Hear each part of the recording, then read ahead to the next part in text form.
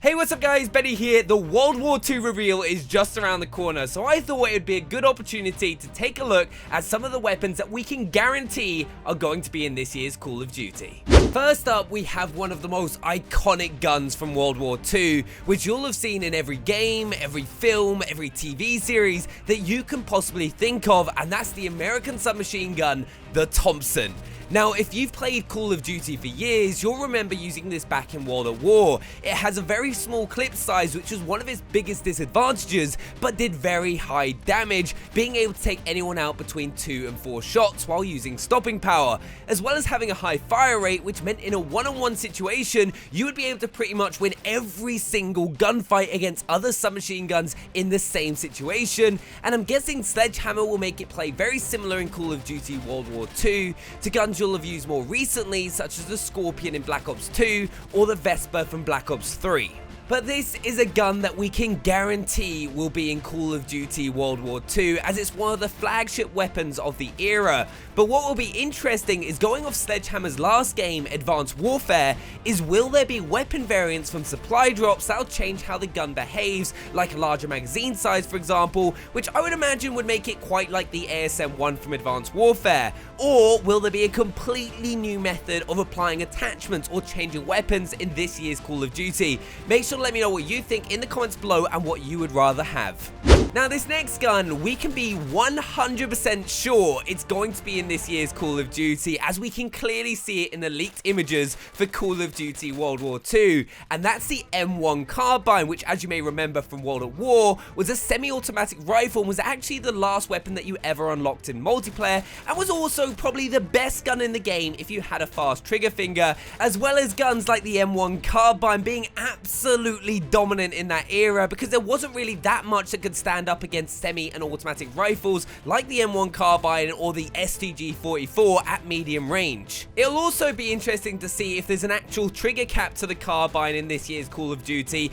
or if it'll play very much like the MK14 from Advanced Warfare or the FAL from Black Ops 2. But one thing that I do know is that I'll absolutely love this gun as an assault rifle player. Next up, we have a gun that you'll have used much more recently in a game that's not set in the World War era, but instead set in the future in Black Ops 3, and that's the M1 Garand. Now, this is one of my favorite weapons from the World War era, hands down, with one of its iconic features being that you can't actually reload it without emptying the magazine, which in some situations of multiplayer is especially stressful when you haven't had the chance to reload it, when you just end up having a load of people rushing straight at you. However, at least in this year's Call of Duty, they won't be flying all over the place with jetpacks, which I think will make this gun a little bit more dominant, as you'll be able to win those mid to long range gunfights a lot easier,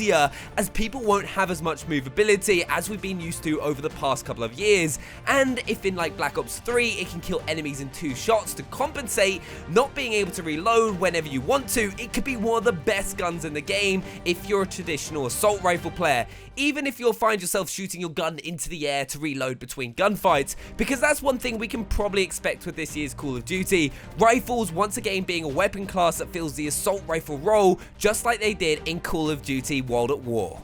Next up, we have a gun that I know a lot of people are going to be super excited to see making a return, the legendary Springfield sniper rifle. This is the gun from World War II. If you think of any sniper rifle, even today, one of the first ones that'll probably pop into your head will be the Springfield. It's a traditional bolt-action sniper rifle, which is something we're going to see a lot more of in this year's Call of Duty, as there weren't really any high-powered semi-automatic sniper rifles back in World War II, other than weapons like the M1 carbine, which really filled the assault rifle role, as there were very few genuine assault rifles like we've become used to over the past few years in Call of Duty. However, I can imagine this year the Springfield is going to be the sniper's dream, whether that's quick scoping, 360 trick shotting, or just racking up a ton of kills, as I feel like they'll be a bit more dominant this year, picking up one-shot kills, as well as once again players not having as much mobility due to not having that advanced movement with wall running and boost jumping, so they should be easier to hit,